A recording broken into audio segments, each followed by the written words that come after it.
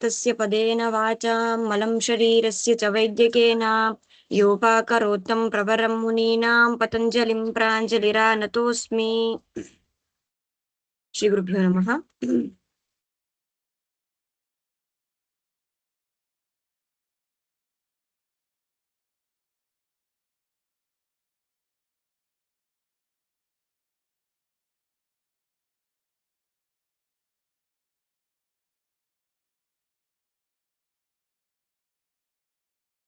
दृश्यते खलु? आं दृश्यते आचार्य। कुत्र स्थगितमासीत् इति स्मर्यते वा? आम् आचार्य, पृष्ठक्रमाङ्क 15,अधिकशततमं पृष्ठे अस्ति। तित्स्वरितम् इति सूत्रस्य विषये आसीत् आचार्य। अथ तित्स्वरितम् किं तकारे यद्य सन्देहार्थः तकारः तकारोऽपि इति यद्मूलं तस्य प्रदीपः पठ्यमानः आसीत् इति अहं चिन्तयामि। आम् सत्यं आचार्य। खलु? आम् आचार्य, तत्रापि तावत्पर्यन्तमेव। प्रदीपेऽपि एकः सन्देहः अस्माभिः दृष्टः आसीत्, अर्थात् भाष्यविरोधः दृष्टः आसीत्। आम् आम् आचार्य। तावत्पर्यन्तम् अवगतं वा अथवा इतोपि एकवारम् उक्त्वा अग्रे गच्छामि वा? एकवारं कृपया पुनस्मारणं कारयति चेत् वरं भवति। अस्तु। आम् आचार्य, धन्यवादः। तत्र क्षम्यतां, तपरस्तत्कालस्य इति सूत्रे तत्र तकारः किमर्थं पठितः? तत्र तपरः इत्यत्र समासः द्विधा दर्शितः, तत्पुरुषः पुनश्च बहुव्रीहिः। तर्हि तत्र तकारः यः पठितः वर्तते तस्य किं प्रयोजनम् इति आक्षेपः कृतः। अथ तकारे किम् इति पृष्टं, तस्य समाधानमपि दत्तं। यदि तकारः असन्देहार्थः तकारः इति उच्यते तर्हि दकारः अपि असन्देहार्थः पठितुं शक्यते खलु इति तत्र समाधानमपि दत्तं। यदि तकारः मुखसुखार्थः इति यदि वदन्ति भवन्तः तर्हि दकारः अपि तदर्थम् इत्यपि वक्तुं शक्यते खलु इति मूले चिन्तनं कृतं। तत्र प्रदीपकारः किं चिन्तयति इति चेत्, यः समासद्वयमपि अङ्गीकरोति, बहुव्रीहिं पुनश्च तत्पुरुषम् अङ्गीकरोति, सः वदति तत्र केवलं बहुव्रीहि समासं यः स्वीकरोति तस्य पक्षे तकारस्य किमपि प्रयोजनं नास्ति। बहुव्रीहिवादिनः पक्षे तकारस्य किमपि प्रयोजनं नास्ति, निष्प्रयोजकः तकारः तत्र इति उच्यते। किमर्थम् इति चेत् यः ऋकारः वर्तते सः ऋकारः न अणवर्णः।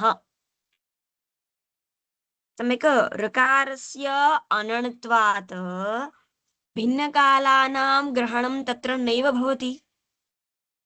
सत्यं खलु? यः अण् सः तत्कालस्य ग्राहकः, अर्थात् सः 18 भेदानां ग्रहणं करोति, यः अण् सः।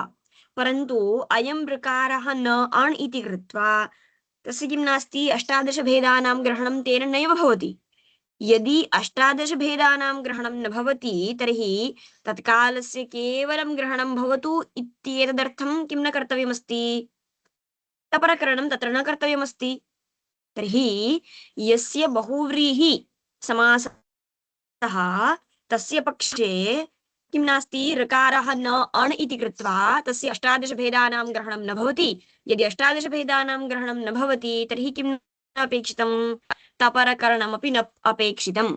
अतः येन बहुव्रीहिसमासः स्वीक्रियते तस्य पक्षे तकारः अर्थात् तपरकरणं निष्प्रयोजकम् इति उच्यते। सम्यक्?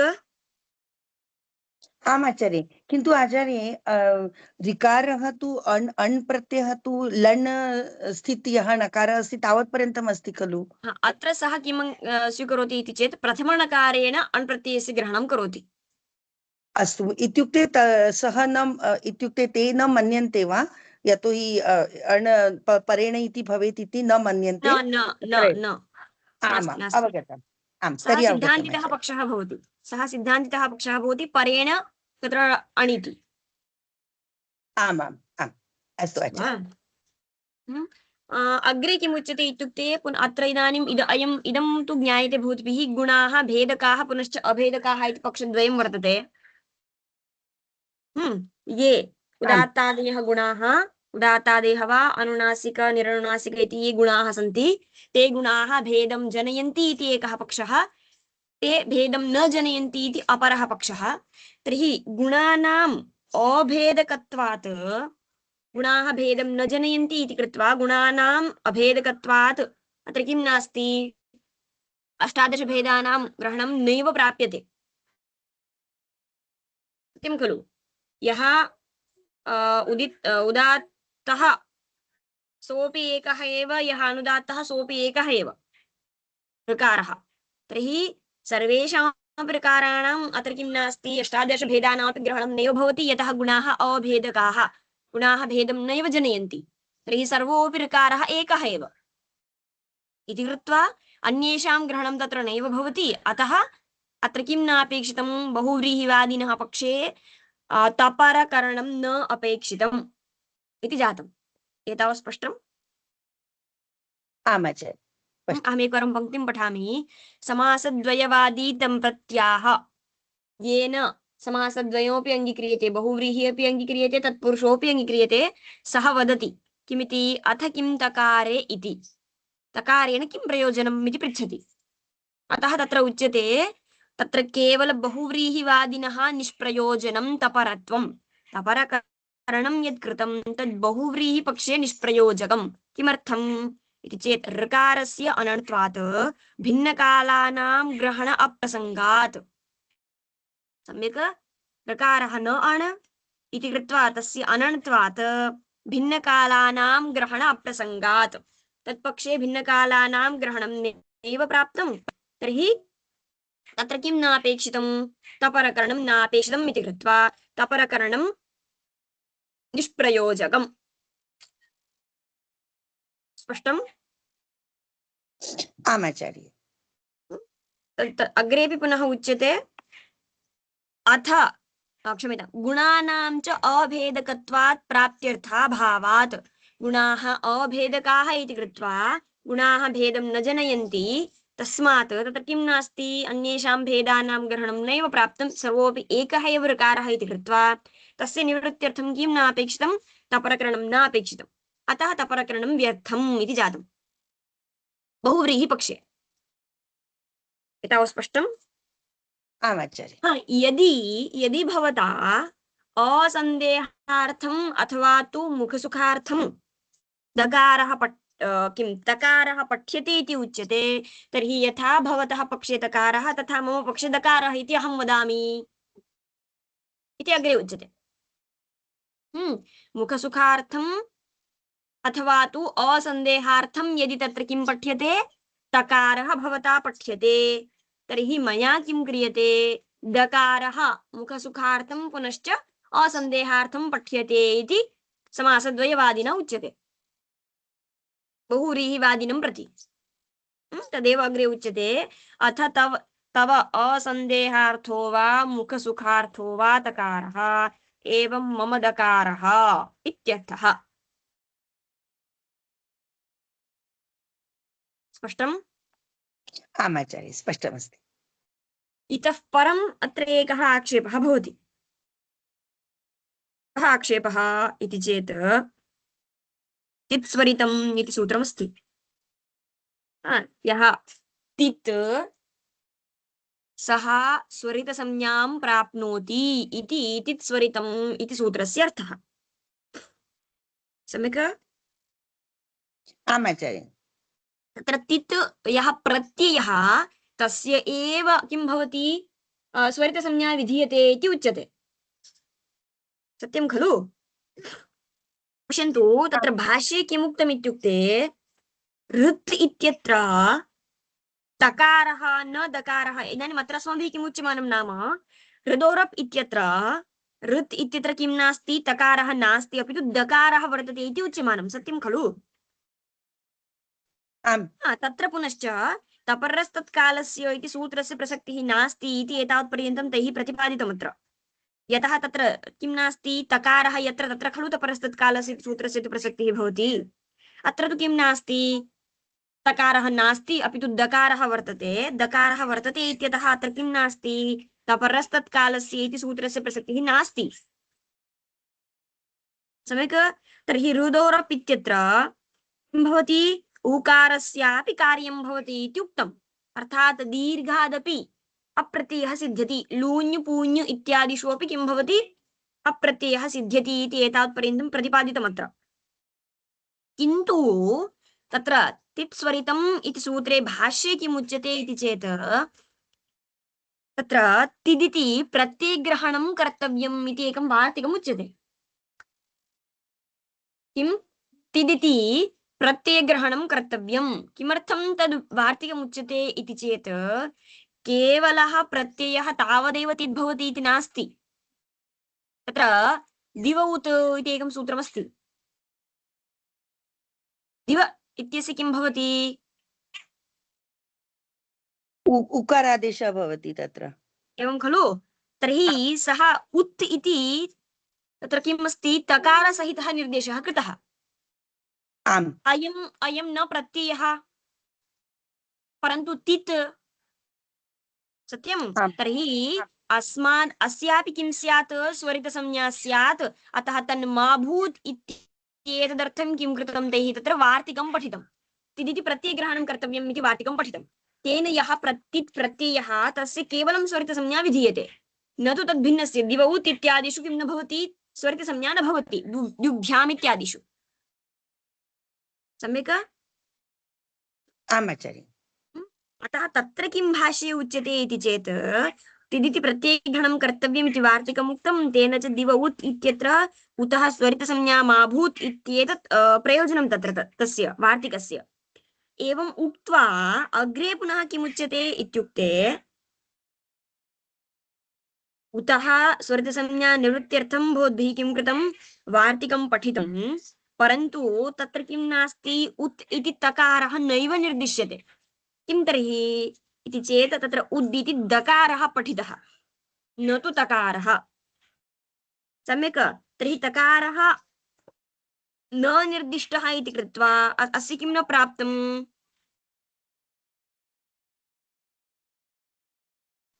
तकारः अत्र नास्ति। दिव उत् इत्यत्र तकारः न निर्दिष्टः, दिव उद् इति दकारः निर्दिष्टः। तर्हि अत्र किं भवति इदानीं, तपरस्य आवश्यकता नास्ति। स्वरितसंज्ञा प्राप्नोति वा, हा हा न प्राप्नोति। न प्राप्नोति, यतः अत्र तकारः नास्ति। आम्। तर्हि अत्र यदि किं न प्राप्तं, स्वरितसंज्ञा न प्राप्ता, तर्हि तद् निवृत्त्यर्थं वार्तिकम् अपेक्षितं वा, न अपेक्षितं। नापेक्षितम् इति अत्र किं क्रियते, वार्तिकस्य प्रत्याख्यानं क्रियते। तिदिति प्रत्ययग्रहणं कर्तव्यम् इति यद्वार्तिकं तत् प्रत्याख्यायते।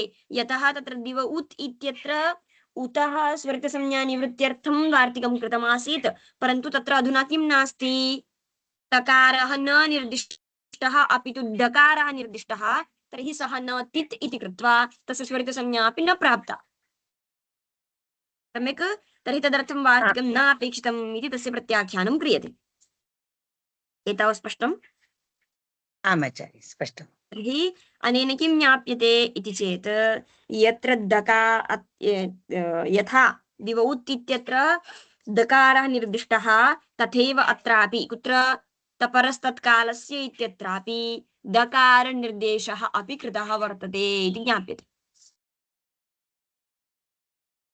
स्पष्टम्। आम्।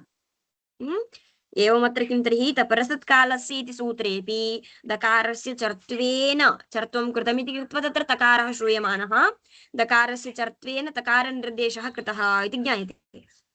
तर्हि कथमिदानीम् अत्र तपरस्तत्कालस्य इति सूत्रस्य अर्थः प्राप्यते इति चेत्, दात् परः दात् परः अपि किं भवति, तपरः इत्यनेन गृह्यते। सम्यक्। तर्हि दात् परः इत्युच्यते चेदपि किं भवति, रुदोरप् इत्यत्र दात् परः उकारः वर्तते इति कृत्वा तत्कालस्यैव ग्रहणं स्यादत्र। तथा सति लूञ् पूञ् इत्यादिषु किं न स्यात्, अप्रत्ययः न स्यात् इति दोषः, तदवस्थः भवति अत्र। सत्यं वा? आम्। तर्हि हम्म। इदानीं किं समाधानम् इति चेत् अग्रे पुनः समाधानम् एकम् उच्यते। तत्र पश्यन्तु, रुदोरप् इत्यत्र यः ऋद् इति श्रूयमाणः, तत्र वस्तुतः दकारः नास्ति, अपि तु ऋद् इति धकारः निर्दिश्यते, महाप्राणः। ऋद् इति धकारस्य दकारनिर्देशः कृतः वर्तते। सम्यक्? आम् आचार्य। हम्म? हम्म। तर्हि अधुना यदि धकारस्य दकारः क्रियते, स च दकारः चर्त्वेन कृतः, तच्च चर्त्वं तपरस्तत्कालस्य इति सूत्रं प्रति असिद्धं भवति। यतः तपरस्तत्कालस्य इति सूत्रं तु पूर्वं खलु पठितम्। आम् आचार्य। ज्ञातम्? आम्। तर्हि अधुना किं तपरस्तत्कालस्य इति सूत्रं प्रति किम् असिद्धः दकारः इति कृत्वा तपरस्तत्कालस्य इति सूत्रदृष्ट्या तु तत्र धकारः दृश्यते, ऋधु इति। तर्हि धकारः वर्तते चेत् किमपि तपरस्तत्कालस्य इति सूत्रं तत्र न प्रवर्तते। तथा सति दीर्घादपि उकारात् अप्रत्ययः सिद्ध्यति इति कृत्वा लूञ् पूञ् इत्यादिषु दोषः नास्ति इति दोषः वार्यते। स्पष्टम्? अत्र किञ्चित् आचार्य रुद् धातु तु रुद् अस्ति खलु, वरुद् अस्ति। न सम्यक् जानामि। रुदोरप् इत्यत्र रुद् अस्ति खलु। तर्हि धातुग्रहणं न, परन्तु तत्र ऋद् इति उकारस्य षष्ठीनिर्देशः। अस्तु। हा, तत्र तर्हि तु इदानीं तत्र धका पृच्छन्तु। कृपया कृपया समापयतु आचार्य। ऋद् इत्यत्र धकारः श्रूयते, न तु दकारः।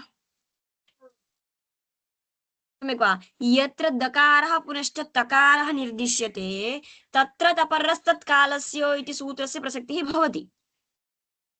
सम्यक्? हा, अधुना तु आम्। अत्र किमस्ति, ऋद् इति अस्ति, तत्र च धकारस्य चर्त्वे कृते दकारः जातः, अतः ऋद् इति श्रूयमाणम्। रुदोरपि इत्यत्र। ओ, आम्। सम्यक्? परन्तु यत् तत्र दकारनिर्देशः यः जातः, सः तपरस्तत्कालस्य इति सूत्रदृष्ट्या असिद्धः। तपरस्तत्कालस्य इति सूत्रं न जानाति चर्त्वम्। सम्यक्? यतः तत् आमाम्। सूत्रं परमस्ति, तपरस्तत्कालस्य इति सूत्रं पूर्वमस्ति। आमाम्। तर्हि चर्मसूत्र तु त्रिपाद्याम् अस्ति आचार्य। आमाम्। सम्यक्? तर्हि इदानीं तपरस्तत्कालस्य इति सूत्रदृष्ट्या तत्र किं वर्तते, धकारः वर्तते, न दकारः। अस्तु अस्तु, अतः अवगतम्। अतः तपरस्तत्कालस्य इति सूत्रं धकारं पश्यति इति कृत्वा तपरस्तत्कालस्य इति सूत्रस्य प्रसक्तिरेव नास्ति अत्र। यतः तपरस्तत्कालस्य इति सूत्रं कुत्र कुत्र प्रवर्तते, तात् पुनश्च दात् परत्वं यत्र अस्ति तत्र। अत्र तु धकारपरकत्वमस्ति। स्पष्टम्? आम् आचार्य। अतः अत्र तपरस्तत्कालस्य इति सूत्रस्य प्रसक्तिः नास्ति। तस्मात् दीर्घादपि किं सिद्ध्यति, अप्रत्ययः सिद्ध्यति, लूञ् पूञ् इत्यादिषु। अतः अत्र दोषः नास्ति इति साध्यते। एतावत् स्पष्टम् इति अहं भावयामि। आमाम् आम् आचार्य।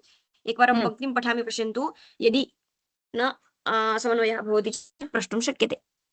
कित्स्वरितम् इत्यत्र भाष्येनास्य विरोधः, कथं विरोधः इति अत्र न प्रतिपादितं, परन्तु अवगतं स्यादिति चिन्तयामि। अवगतं खलु? आम् आचार्य। तत्र हि तिदिति प्रत्ययग्रहणं चोदितं, यः मा भूत् दिव उत् द्युभ्यामिति। ततः दित्वाश्रयेण प्रत्याख्यातं। किं प्रत्याख्यातं? वार्तिकं प्रत्याख्यातम् इत्यर्थः। किमर्थम् इति चेत् दिव उद् इति दित्वं तत्र आश्रितं, न तु तित्वम् इति कृत्वा। तपरसूत्रे च दकारश्चत्वभूतः चर्त्वभूतः निर्दिश्यते। तत्र यथा चर्त्वभूतः निर्देशः, तथा अत्रापि इत्यर्थः। तेन तत्कालस्य ग्राहकः दकारः इत्युक्तम्। स्पष्टम्? आम् आचार्य। यः च दकाराभ्युपगमेन लवादिदोषः परिहृतः। स्पष्टं दकारः धकारस्थानिकः दकारः इति स्वीकृत्य अत्र किं कृतं लवादिदोषः परिहृतः इत्यर्थः। सम्यक्। आमाम् आचार्य। अग्रे अत्र किमुच्यते इत्युक्ते अत्राहुः धकारस्थानिकः वा दकारः अत्र विवक्षितः कुत्र ऋध ऋदोरप् इत्यत्र धकारस्थानिकः उत धकारस्थानिकः दकारः अत्र निर्दिष्टः वर्तते न तु स्वतन्त्रः दकारः। स्पष्टं। यत्र यत्र स्वतन्त्रः दकारः तत्र केवलं तपरस्तत्कालस्य इति सूत्रस्य प्रसक्तिः भवति, न तु धकारस्य स्थाने अथवा तु थकारस्य स्थाने आगतः यत्र दकारः तत्र किं नास्ति, तपरस्तत्कालस्य इति सूत्रस्य प्रसक्तिः नास्ति। परन्तु अत्र प्रकृते रुदोरप् इत्यत्र तावत् धकारस्थानिकः अयं दकारः वर्तते, न तु स्वतन्त्रः दकारः। सम्यक्। अतः अत्र किं न भवति, तपरस्तत्कालस्य इति सूत्रस्य प्रसक्तिरपि न भवति। स्पष्टम्। आमाम् आम् स्पष्टम्। तर्हि तात् परः तपरः अथवा तु तः परः यस्मात् सहायं तपरः इति समासद्वयं स्वीक्रियते चेदपि दोषः नास्ति इति एतावता प्रतिपादितम्।